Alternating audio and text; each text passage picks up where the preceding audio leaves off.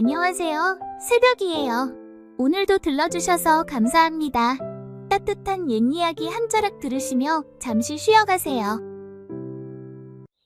옛날 조선 한양의 어느 마을. 으리으리하다고 소문난 집성촌 안에서도 손꼽히는 부잣집이 하나 있었다. 그 집엔 이대감과 심씨 부인, 그리고 천신만고 끝에 얻은 아들 하나가 살고 있었다. 그 아들이라는 자는 이태성이라 불리는 20살 먹은 청년이었는데 워낙 귀하게 얻은 자식이라 집안 사람들 모두 떠받들고 키웠다. 그 덕에 어릴 적부터 버릇이 더러워져서 종놈들 머리 꼭대기에 앉아 집안을 휘젓고 다녔다. 문제는 그놈의 심보라는 게 고약하기 짝이 없었다는 거다. 그날도 아침 해가 채 중천에 오르기도 전 대청마루 위에 올라앉은 태성이 고래고래 고함을 질러댔다. 금실이 이것은 또 어디로 간 게냐? 내 분명 집신 말려놓으라 했건만. 이 집 종손이 그리 우습디? 행랑채 아래서 태성의 고함을 들은 여종 금실이가 두 손으로 치마를 부여쥐고 불이 났게 달려나왔다. 송구하옵니다, 도련님. 안채 뒤 안에 널어뒀는데 밤새 비가 내려서. 하이고, 집 하나 제대로 못 말려놓고 변명은 거창하군. 입만 살아가지곤. 태성은 씩씩거리며 젖은 집신을 금실이를 향해 획 내던졌다. 집신 끝이 금실이 이마를 정통으로 쳤고 금실이는 그 자리에 털썩 주저앉았다. 이래서야 내가 어찌 바깥 출입을 하겠느냐? 허구한 날 맨발로 다니라고? 그 순간 장독대 근처에서 마당을 쓸던 머슴 효섭이 빗자루를 내려두고 금실이에게 뛰어왔다. 금실아, 괜찮아? 효섭은 수건에 찬물을 적셔와 금실이의 이마를 조심스레 눌렀다. 태성은 그 모습을 흘끗 보더니 입꼬리를 비틀며 빈정거렸다. 하이고, 머슴이 참 다정도해라. 야 이놈아, 일하라고 데려왔지 연애질하라고 끌고 왔냐? 태성은 집신 하나를 장독대 쪽으로 뻥 차버리고는 방 안으로 들어가 버렸다. 5일장이 서던 어느 여름날이었다. 태성은 머슴 효섭을 데리고 장터길을 걷고 있었다. 효섭은 어려서부터 태성의 뒤를 따르며 종살이를 해온 아이였다. 부채질을 하며 짜증 섞인 얼굴로 하늘을 노려보더니 투덜거리듯 입을 열었다. 이놈의 날은 왜 이리 덥냐? 그러던 중 떡을 본 태성이 걸음을 멈췄다. 허름한 좌판, 그 앞에 허리가 굽은 노파가 땀을 닦아가며 떡을 팔고 있었다. 절편, 송편, 인절미가 조심스레 광주리에 올려져 있었다. 허기가 졌는데 요놈 맛있겠구만? 태성이 말없이 절편 하나를 집어 입에 넣었다. 한 입 씹고는 다시 내려놓더니 이번엔 송편도 한 입, 그 다음엔 인절미까지 한 입씩 먹더니 내려놓는 것이었다. 그 모습을 본 노파가 다급히 소리쳤다. 아이고, 사야 먹지요. 한 입씩 다 먹고 놓으면 내가 이걸 누구한테 팔라고. 그러자 태성이 입을 찡그리며 말했다. 거참 야박하기도 하시네. 맛만 본 거요. 한 입씩 먹었으니 죗값 받고 팔 수도 없을 테지. 다 먹은 것도 아니니 내가 돈 줄 이유가 없잖소. 아니, 뭔 이런 도둑놈 심보가 다 있어. 효섭이 난감한 표정으로 중얼였다. 도련님, 어르신께 돈을 드리시는 게 태성이 돌아보며 소리쳤다. 어라 이놈 보게. 머슴 주제에 어디서 훈계질이냐? 이 버르장머리 없는 놈. 노파가 떨리는 손으로 떡을 감싸며 말했다. 내 새벽같이 찜통 안에서 떡을 쪄왔는데 사기꾼이 따로 없구먼. 태성은 이를 갈며 광주리를 발로 찼다. 떡들이 흩어지며 땅바닥에 떨어졌다. 사람들이 수군거리기 시작했다. 또 그 이대감댁 도련님이구만. 어찌 저리 심보가 고약하대. 에구, 저 집안은 망조 들었어. 망조. 태성은 고개를 빳빳이 들고 자리를 떠났고 효섭은 노파에게 다가가 흩어진 떡을 하나하나 주워 담았다. 그리고 품속에서 엽전 몇 냥을 꺼내 노파 손에 쥐어주며 말했다. 이걸로 조금이나마 보탬이 되시길 죄송합니다, 어르신. 노파는 효섭을 바라보며 중얼였다. 겉만 도련님 소리 듣는 놈보다 속이 도련님인 놈이 낫지. 종놈이 오히려 도련님 같구만. 저녁 무렵 이대감댁 앞마당을 돌아 안쪽으로 들어서면 낡고 작은 행랑채 한 채가 있었다. 그 안에 효섭과 그의 아버지 장석두가 살고 있었다.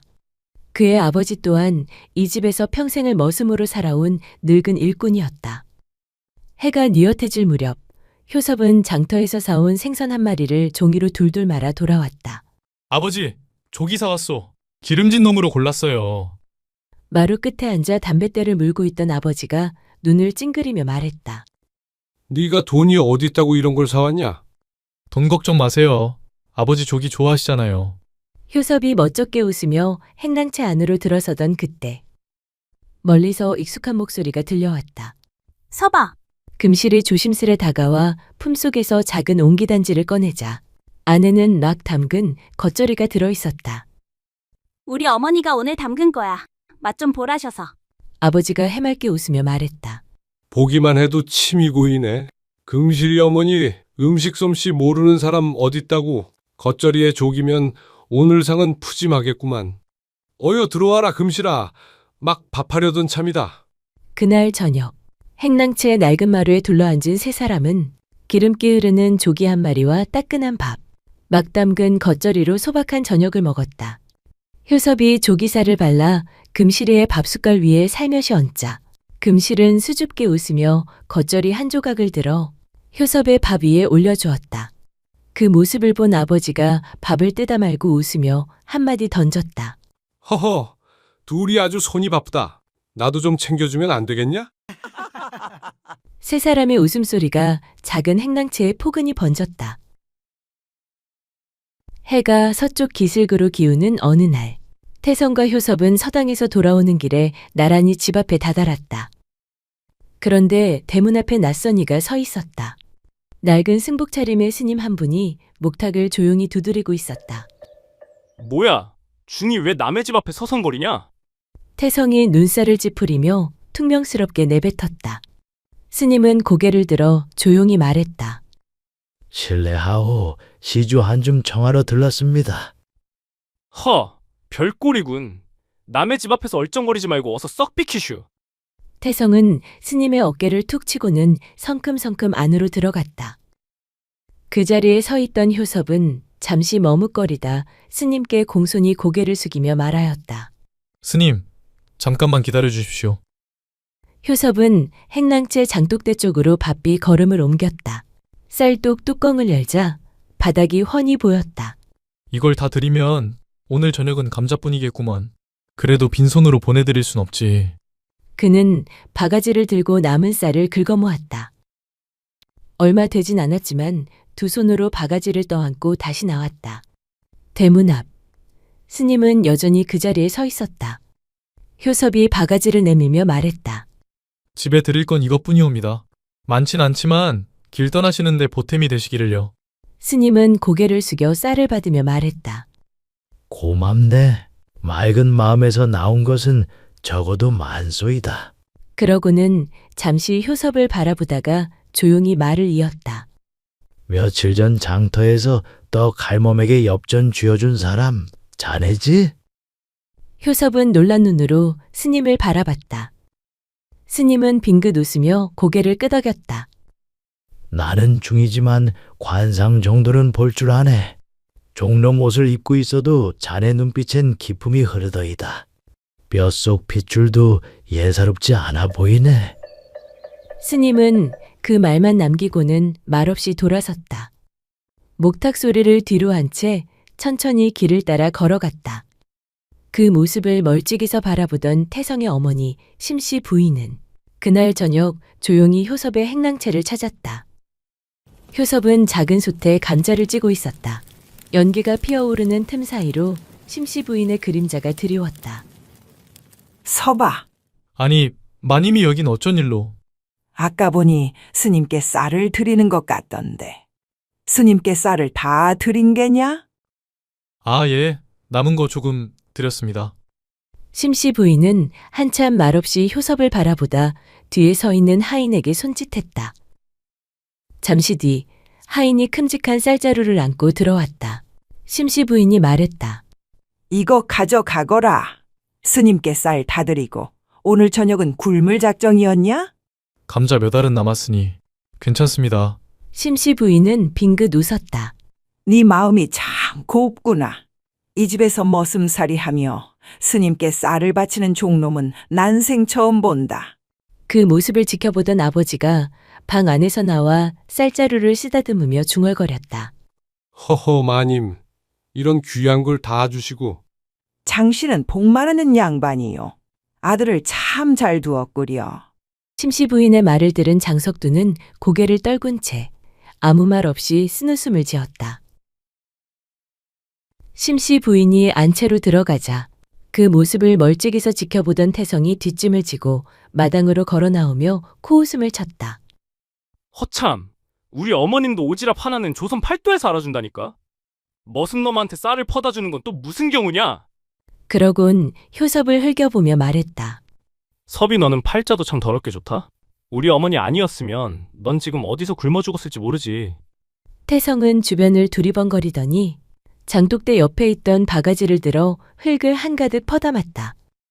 그리곤 심씨 부인이 놓고 간 쌀자루 앞으로 다가가 바가지째 흙을 확 붓고는 두 손으로 마구 휘젓기 시작했다. 이 귀한 쌀을 그냥 먹일 수는 없지. 돌이랑 모래랑 좀 곁들여줘야 종놈들 입에 어울리지 않겠느냐?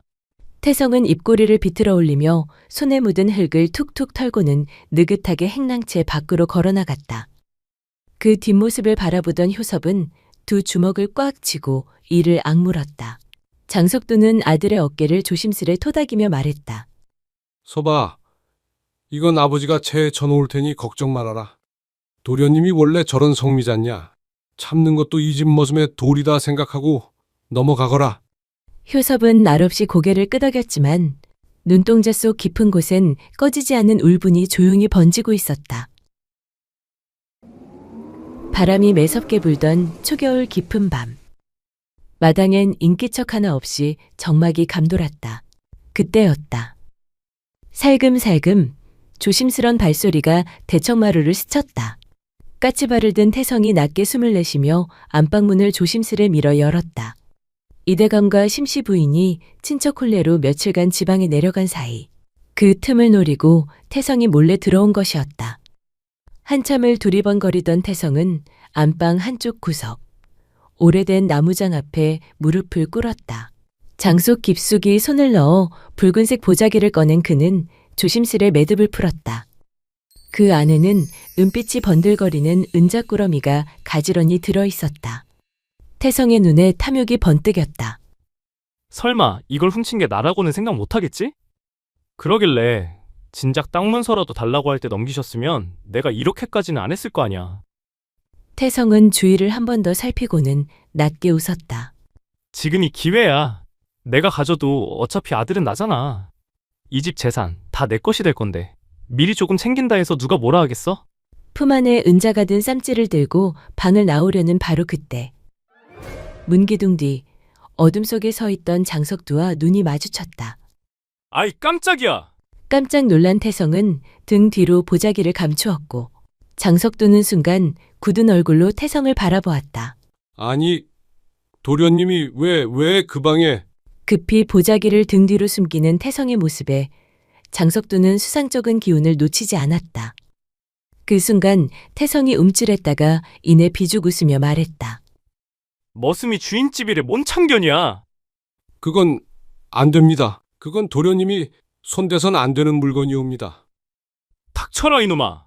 네가 본 걸 말이라도 흘리는 날엔 그날로 네 목줄이 날아갈 줄 알아라. 내 말 알아듣겠느냐? 태성은 장석두를 밀치고는 대청을 가로질러 어둠 속으로 사라졌다. 장석두는 바닥에 주저앉은 채 멀어져 가는 그의 뒷모습을 바라봤다. 며칠 뒤 이보게, 내 장 안에 있던 은자꾸러미가 사라졌다. 지방에서 돌아온 이대감의 고함에 집안이 발칵 뒤집혔다. 하인들이 줄줄이 마당에 무릎을 꿇었고 이대감은 날선 눈으로 그들을 하나하나 훑어봤다. 도둑이 든 게 아니라면 이 중에 도둑이 있다는 말이지. 대체 누가 감히 안방장 속 보따리에 손을 댄 게냐? 모두가 입을 닫고 고개를 떨구고 있는 와중에 장석두가 앞으로 나섰다. 소인이 했습니다. 뭐라? 제가 그 은자를 훔쳐 팔았습니다. 살림이 너무 궁해서 그리 했습니다. 죽을 죄를 지었습니다, 대감님. 한 번만 용서를... 이대감은 노기가 치밀어 얼굴이 붉게 달아올랐다. 내가 너희 부자를 걷어준 게 몇 해냐? 머슴 노릇만 시킨 것도 아니고 밥 굶기지도 않았거늘 감히 이 집 장안에 손을 대다니 이 천하의 파렴치한 놈 당장 매질을 쳐라. 그때 이대감의 옆에서 자신이 훔쳤다는 걸 들킬까 겁에 질려 사색이 된 태성은 장석도가 모든 죄를 뒤집어 쓰자 놀란 눈으로 얼굴이 굳어졌다. 저놈이 왜 거짓말을... 태성은 속으로 얼굴이 굳어진 채 중얼거렸다. 저놈을 어서 쳐라. 하인이 팔을 걷어붙이고 몽둥이를 휘두르는 그 순간 안 됩니다! 효섭이 헐레벌떡 달려오더니 그대로 장복만을 감싸 안았다. 그 모습을 옆에서 바라보던 태성은 두 눈을 부릅뜨고 턱과 손을 덜덜 떨었다. 자신의 짓이 들킬까 심장이 목구멍까지 차올랐다. 저 머슴놈이 나라고 고하면 내가 매질을 당하게 될 텐데. 태성은 속으로 되뇌며 뒷걸음질 쳤다. 안 됩니다. 제발 멈춰주십시오. 하인들이 당황해 매를 들고 멈칫했고 이대감이 버럭 소리쳤다. 아니, 니놈이 감히 이 앞을 가로막는 것이냐? 효섭은 장석도를 꽉 안은 채 눈을 질끈 감았다. 제가 대신 맞겠습니다. 매는 저를 때리십시오. 뭐라? 제 아버지는 그런 분이 아닙니다. 정말 죄가 있다면 저를 치십시오. 좋다. 그렇다면 네 아버지의 죄값 네가 대신 받거라. 매가 효섭의 등을 때렸다.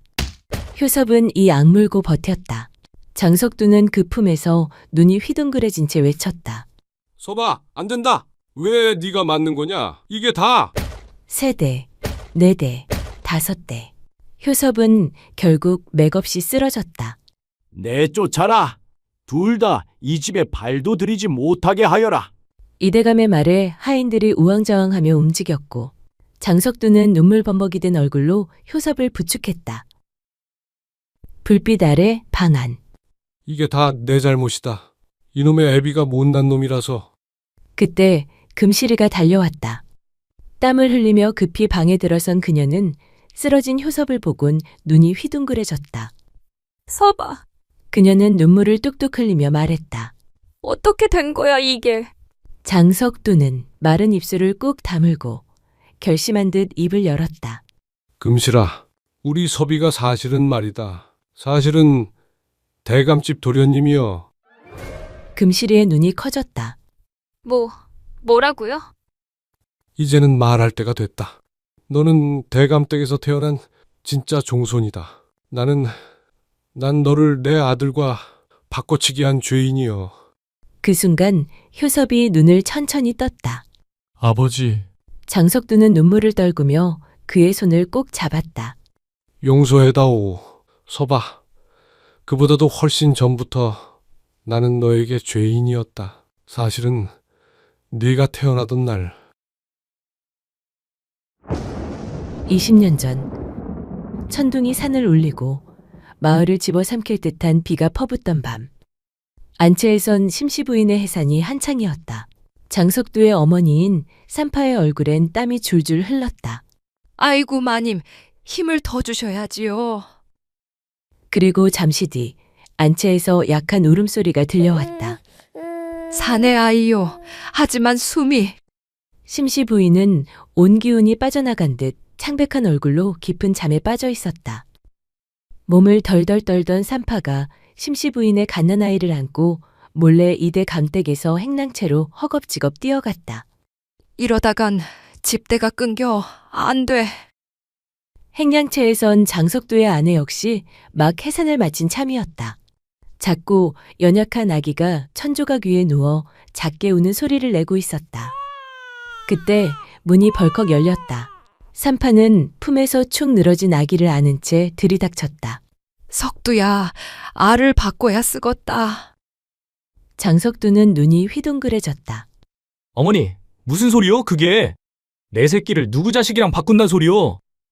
산파는 피투성이 치마를 붙잡고 외쳤다. 대감댁 아는 숨도 안 붙어. 이 아는 얼마 살지 못하고 죽을 거요. 허나 네 아들은 울고 있다. 살아있단 소리다. 그렇다고 우리 애를 대감집 아들과 바꾼단 거요? 어머니, 그게 사람 할 짓이요? 장석두의 어머니는 사납게 돌아섰다. 그 얼굴은 번갯불 아래서 괴물처럼 일그러졌다. 너처럼 나처럼 평생 종놈으로 살게 할 거냐? 네 자식도 머슴으로 태어나서 머슴으로 죽게 둘 거냐 말이다. 이건 하늘이 내린 기회여. 그 집 안은 못 살 것이다. 살아도 바깥일 하나 못할 몸일 것이요. 그게 하늘이 정한 거라면 운명을 우리가 바꿔야 쓰겄지. 어머니, 아무리 그래도 산파는 주저없이 조심스레 효섭의 붉은 베넷 저고리를 벗겨 장석두의 아들 태성이에게 입혔다. 어머니, 이건 천벌받을 죄요. 산파는 문을 나서며 말없이 중얼거렸다. 그럼 그 죄, 이 어미가 짊어지고 갈 터니 넌 그냥 입 닫고 있거라. 그녀의 뒷모습이 어둠 속으로 사라졌고 장석두의 아내는 그날로 태성이를 낳고 목숨을 잃었다. 그래, 그날 애비가 그 짓을 저질렀다. 숨을 몰아쉬며 장석두는 고개를 옆으로 돌려 눈을 감았다. 네가 그 집 자식이다. 이대감의 씨가 바로 너였어, 서봐. 내가 네 인생을 망친 게야. 효섭의 눈동자가 흔들리고 손끝이 떨렸다. 말도 안 됩니다. 그럼 아버지는 왜 지금껏 태성이가 절이 된 것도 다 내가 벌 받는 게지. 사실 그 은자 말이다. 그건 내가 훔친 게 아니었다. 그날 태성이가 그걸 훔쳤다. 아비랍시고 내가 대신 죄를 뒤집어 썼다. 근데 네가 이 꼴을 당하게 만들 줄은. 그는 한쪽 눈가에 뜨거운 물기를 느끼며 입술을 질끈 깨물었다. 지금이라도 네 자리를 찾아가거라. 내 죄는 닳게 받을 테니 너는 이대감 댁의 아들로 그리 살아야 한다. 효섭은 그의 손을 꼭 잡은 채 뜨거운 눈물을 훔쳤다. 다음 날 아침, 장석두는 장속 깊이 숨겨두었던 낡은 천 하나를 꺼냈다. 그 안에는 자수가 놓여진 해묵은 천 한 장이 곱게 접혀 있었다. 누워있는 효섭이를 말없이 바라보던 그는 그 천을 품에 넣고 이대감댁 안채를 향해 발걸음을 옮겼다. 대문을 지나 마당으로 들어서자 대청마루에 걸터 앉아있던 태성이가 콧방귀를 끼며 비웃었다. 도둑놈 주제에 여긴 또 왜 기어들어왔느냐? 설마 내가 무릎이라도 꿇고 니놈한테 고맙다고 할 줄 알았느냐? 허허, 니놈이 내가 훔쳤다고 떠들어봤자 믿어줄 사람이 있겠느냐? 그 말이 채 끝나기도 전에 장석두가 이를 부득부득 갈며 버럭 소리쳤다. 이 벼락 맞을 놈아! 태성의 얼굴이 확 일그러지며 소리쳤다. 뭐야, 이놈이 미쳤나? 이젠 눈에 뵈는 것도 없구먼. 그때였다. 마당을 울리는 고함 소리에 이대감과 심씨 부인이 놀란 얼굴로 안채에서 나왔다. 이대감이 매섭게 눈을 부라리며 외쳤다. 아니 이놈, 아직도 여기서 뭘 하는 게냐? 장석두는 더는 숨기지 않았다. 그 자리에서 털썩 무릎을 꿇으며 떨리는 목소리로 말했다. 죄송합니다, 대감님. 죽을 죄를 지었습니다. 그리고 장석두는 품속에서 낡은 천 보자기를 꺼내 조심스레 심씨 부인 앞에 내밀었다. 심씨 부인이 고개를 갸웃하며 그것을 펼치자 그 안에 곱게 수놓인 나비와 꽃문양이 드러났다. 아니, 이건 이 수놓은 문이 분명히 내가 직접 한 것이네. 그날 태어난 아이에게 쓰라며 산파에게 건넸던 건데. 심씨 부인의 두 눈이 휘둥그레지며 장석두에게 물었다. 대체 자네가 왜 이걸 가지고 있는 게요? 장석두가 고개를 숙인 채 떨리는 목소리로 말했다. 마님, 태성이는 제 아들입니다. 아니, 그게 무슨 말씀이요? 심씨 부인의 얼굴이 하얗게 질렸다. 그 순간 이대감이 버럭 소리쳤다. 뭐라? 이놈이 지금 무슨 헛소리를 하는 게냐? 모두의 시선이 일제히 태성을 향했다. 태성은 분노에 찬 눈빛으로 다가오더니 장석두의 멱살을 움켜잡고 소리쳤다. 이놈이 지금 그 입으로 무슨 말을 짓거리는 게냐? 그러자 장석두는 눈을 질끈 감고 외쳤다. 너는 이대감 댁 아들이 아니라 이 집 머슴 장석두의 아들이란 말이다, 이놈아. 순간 마당에 정적이 흘렀다. 태성의 손이 멈췄고 모두 숨을 죽였다. 장석두는 힘겹게 말을 이었다. 그리고 대감님 아드님은 제 아들 효섭이입니다. 제가 아들을 바꿨습니다. 내 자식이 나처럼 사는 게 싫어. 그만 그런 천벌을 지었습니다. 그날 효섭이를 받았던 산파가 제 어머니였습니다. 같은 날, 같은 시각에 마님께서 낳으신 아들과 제가 낳은 제 아들을 바꿨습니다. 순간 마당이 얼어붙은 듯 조용해졌다. 장석두는 더 낮은 목소리로 더 또렷하게 말했다.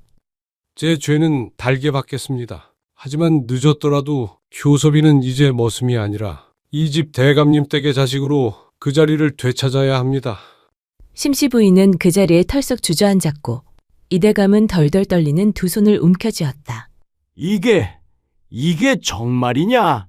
지금 네놈 말이 사실이라면 나는 절대 널 용서치 않을 것이다. 그때였다. 힘겹게 몸을 이끌며 마당으로 효섭이 들어섰다.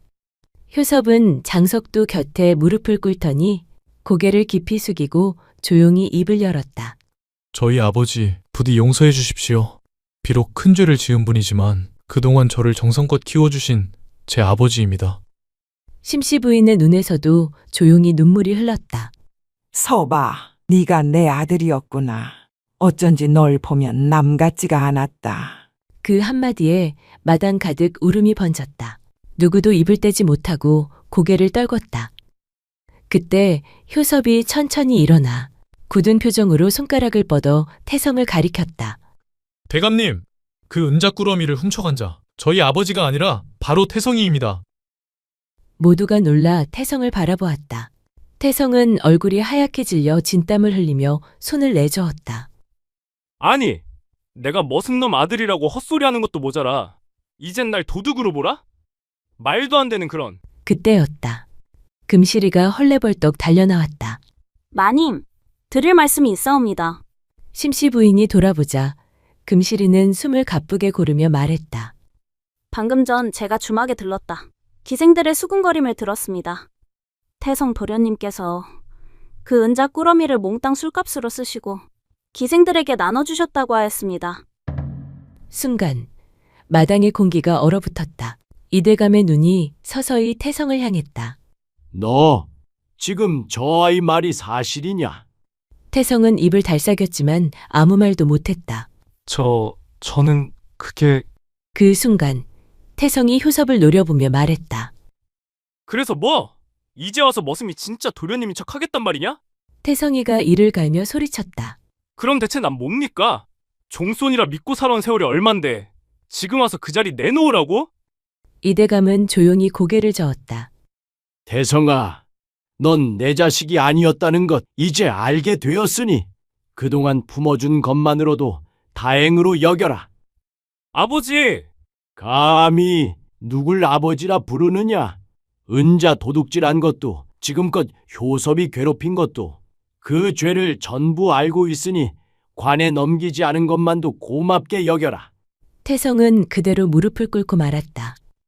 전 인정 못하겠습니다. 이대감은 뒤를 돌아 심씨 부인에게 말했다. 태성은 곧바로 안채에서 내보내도록 하시오. 이 집 종손 자리는 본래 주인에게 돌려주겠소. 그날 밤 장석두는 허름한 초가에 앉아 조용히 창밖을 보고 있었다. 그 앞에 효섭이 무릎을 꿇고 앉았다. 아버지, 그래도 날 아버지라 불러주는구나. 그럼요. 전 아버지 자식 맞습니다.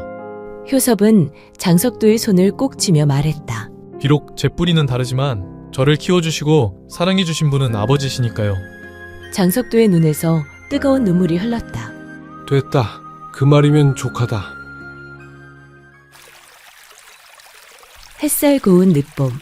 시냇물은 졸졸 흐르고 그 맑은 물가에서 금실이는 치맛자락을 걷어올려 빨래를 하고 있었다. 퐁당. 돌멩이가 하나 물에 떨어졌다. 고개를 돌린 금실이 앞에 도련님 효섭이 서 있었다. 이전의 머슴 차림은 온데간데 없고 말 그대로 기품 있는 양반댁 도련님이었다. 금실이는 순간 눈이 동그래졌다. 서봐. 아니. 이제는 도련님이라 해야 하나? 효섭은 쑥스러운 듯 웃으며 다가왔다. 괜히 어색하게 왜 그래? 근데 진짜 양반 같다. 이렇게 입으니까. 금실이의 눈엔 장난기가 돌았다. 그러다 이내 눈동자가 살짝 흔들렸다. 이젠 진짜 멀어질까봐. 그게 좀 겁이 나. 효섭은 날없이 금실이 앞에 앉았다. 조용히 그녀의 손을 잡았다. 금실아. 응? 고맙다. 정말 고맙다. 그동안 곁에 있어줘서. 금실이가 말없이 고개를 끄덕이자 효섭이 살짝 웃었다. 우리 혼인하자. 금실이의 눈이 커졌다. 입술이 달싹였지만 아무 말도 나오지 않았다. 효섭은 이어 말했다. 내가 널 더 행복하게 해줄게. 이제 더는 머슴도 아니고 도련님 소리 듣는 사람으로만 살고 싶지도 않아. 그저 네 곁에 있는 사람이고 싶어. 허나, 이젠 넌 나와는 다르잖아. 넌 양반댁 종손이고 나는 그저 여종인데. 나 같은 게 감히 너랑. 금실아, 나는 네가 무슨 옷을 입든 어디에 있건 내 맘은 늘 같아. 처음부터 지금까지 넌 나한테 하나뿐이었으니까. 금실이의 눈가에 눈물이 살짝 맺혔다. 그러다 결국 밝게 웃으며 말했다. 그래, 좋다. 근데 그 도련님 옷 좀 벗고 와라. 내가 혼인하려는 건 그때 그 집신 신고 도리깨 짊어지던 섭이니까. 효섭이 웃으며 말했다. 그래도 오늘은 이 옷 좀 입고 있어야겠다. 금실이 너한테 제일 멋있어 보이고 싶어서.